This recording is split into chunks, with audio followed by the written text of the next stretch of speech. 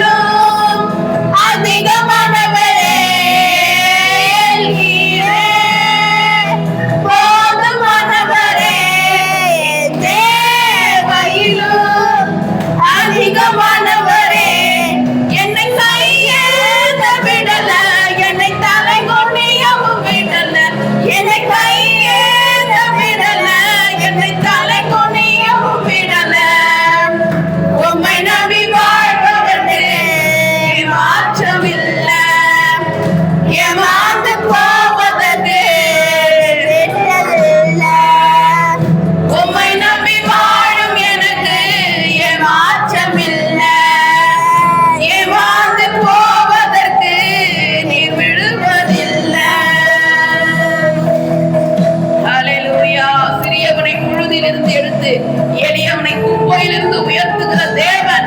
நீ புழுதியில் இருந்தாலும் குப்பையில் இருந்தாலும் கர்த்தர் நிச்சயமாக உன்னை உயர்த்தி ஆசீர்வதிப்பார், அரியணையில் அமர வைப்பார். அவர் வார்த்தை பொய் உரையாத தேவன், அவர் நாமம் பொய் உரையாத தேவன். குப்பையில் பிறந்து கிருபையாய் அரியணையில் அமர்ந்தவன் நான், அமர்ந்தவன் நான்.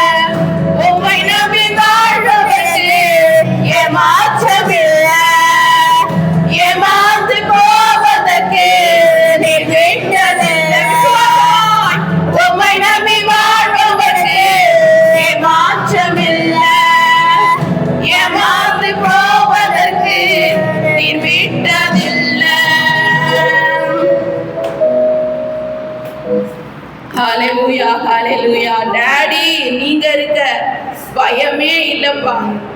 ஒரு சிறு பிள்ளை எப்படி அப்பா பக்கத்துல இருக்கும் பொழுது கடைக்கு போனா சந்தோஷமா போகும், அப்பா எனக்கு வாங்கி தருவாரு, கை நிறைய எனக்கு வாங்கி தருவாருன்னு எப்படி ஒரு பிள்ளை பயப்படாம அப்பாவை நம்பி போதும். நம்மும் கர்த்தரை நம்பி இந்த உலகத்துல பிரயாணம் பண்ணணும்.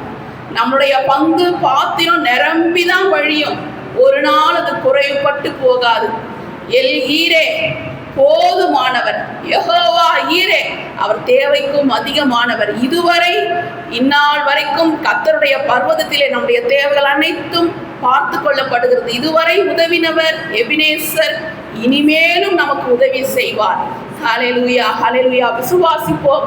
கர்த்தர் இதுவரை நம்முடைய தேவைகளை சந்தித்தாரே, உண்ண உணவை கொடுத்து, உடுக்க உடையை கொடுத்து, தங்க இடத்தை கொடுத்து, தரமான வாழ்வை கொடுத்து, மேன்மையான வாழ்வை கொடுத்து, நல்வாழ்வை கொடுத்து நம்மளை உயர்த்தி ஆசீர்வதித்தாரே. சொல்லலாம், சிஸ்டர் எனக்கு அதெல்லாம் இல்லை, நான் தனிமையாக இருக்கேன், கஷ்டப்படுறேன், வேதனையில் இருக்கேன், பலவீனத்தில் இருக்கேன்னு நீங்கள் கஷ்டப்படுறவங்களா இருந்தா துதியுங்க, உயர்த்துங்க.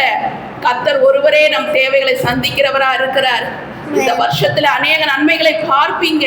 குறை ஒன்றும் உங்களுக்கு இல்லாதபடிக்கு கர்த்தர் பார்த்து கொள்வார். கர்த்தருடைய வேதத்தில் எழுதியிருக்கிறது. சங்கீதக்காரன் இப்படியாக சொல்லுகிறான், சிங்க குட்டிகள் கூட தாழ்ச்சி அடைந்து பட்டினி கிடக்கும், கர்த்தரை தேடுகிற பிள்ளைகளுக்கு ஒரு நன்மையும் குறைபடாது என்று சங்கீதக்காரன் சொல்லுகிறான்.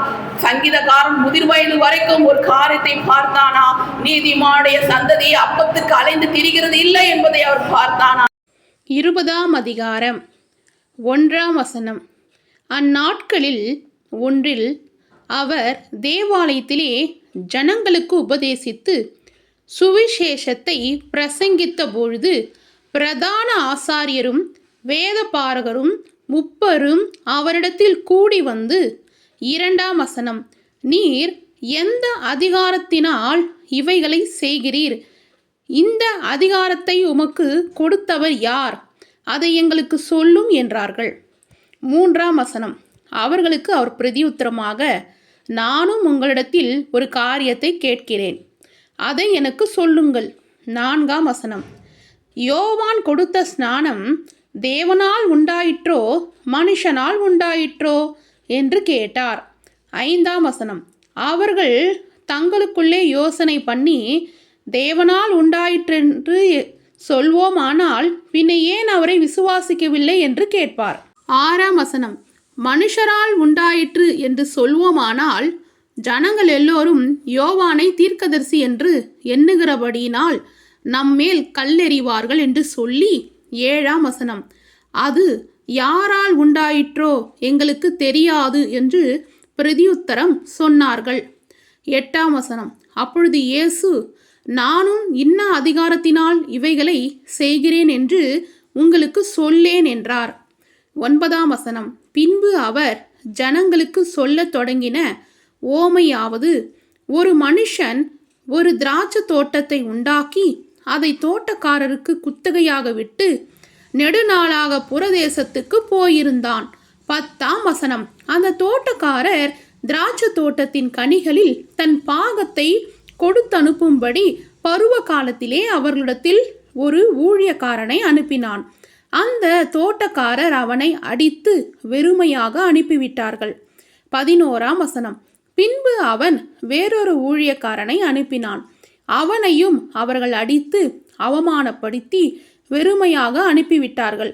12ஆம் வசனம். அவன் 3ஆம் தரமும் ஒரு ஊழியக்காரனை அனுப்பினான். அவனையும் அவர்கள் காயப்படுத்தி துரத்தி விட்டார்கள்.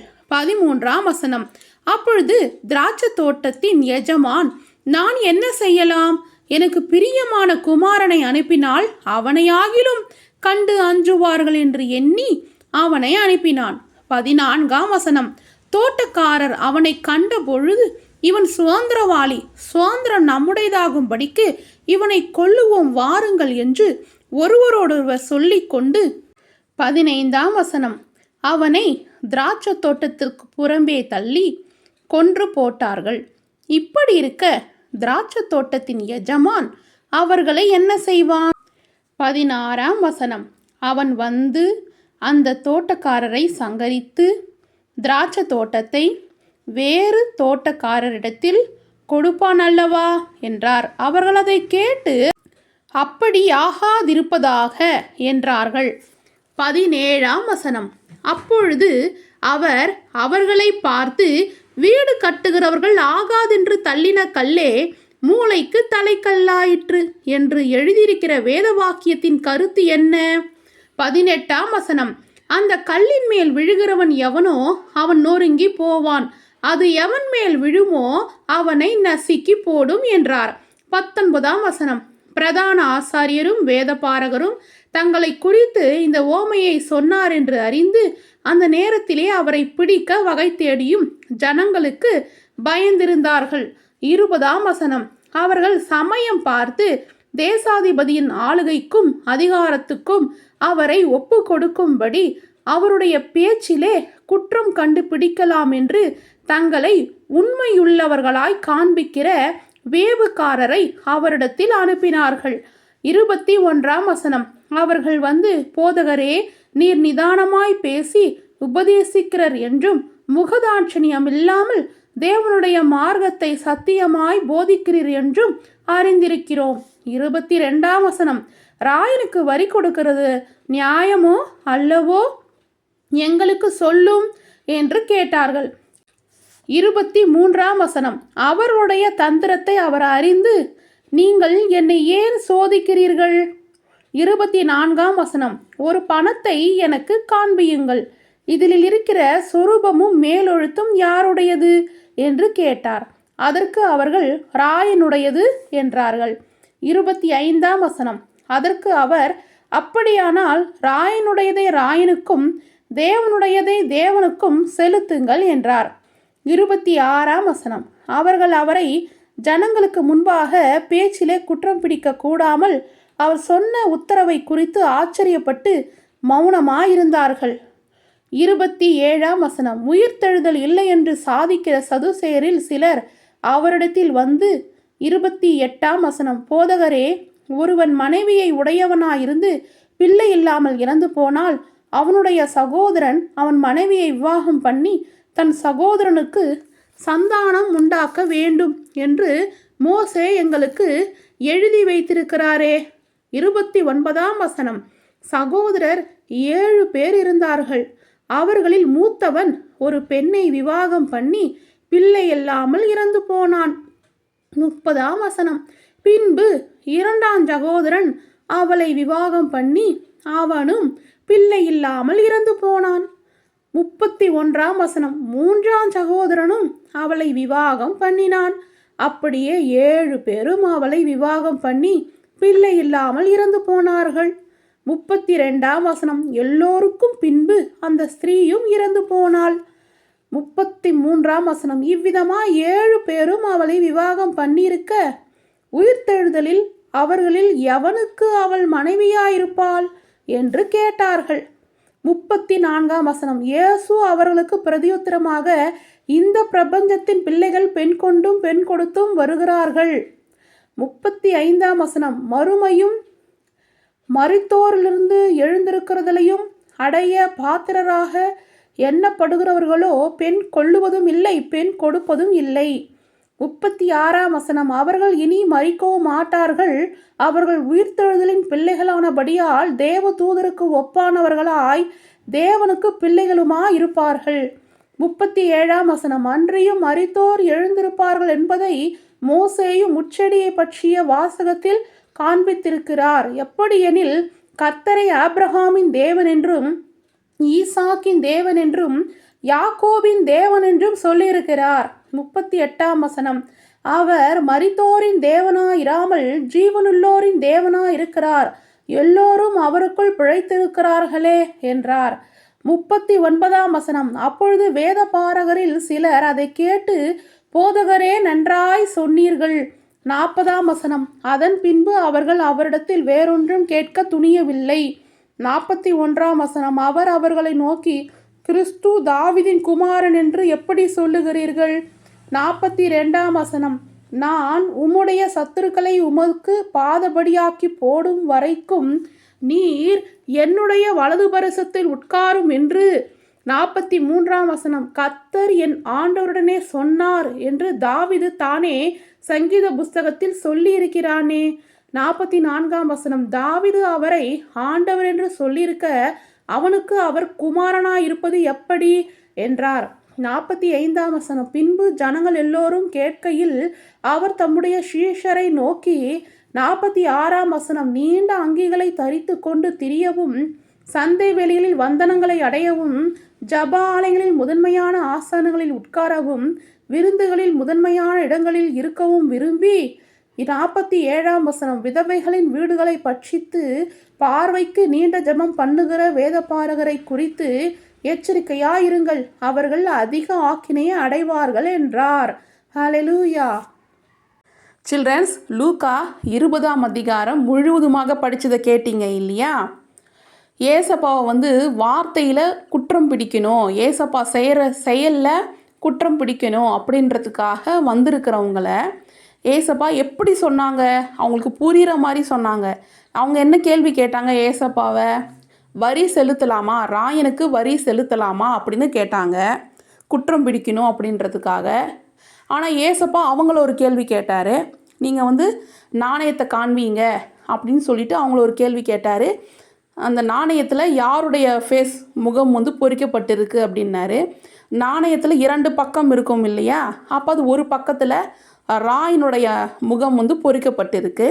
அப்போ ஏசப்பா சொன்னாங்க, ராயனுடைய முகம் பொறிக்கப்பட்டிருக்கிறதால ராயனுடையதை ராயனுக்கும் தேவனுடையதை தேவனுக்கும் செலுத்துங்கள் அப்படின்னு ஏசப்பா திரும்ப சொன்னார். அப்போ அவங்களால எதுவும் பேச முடியல.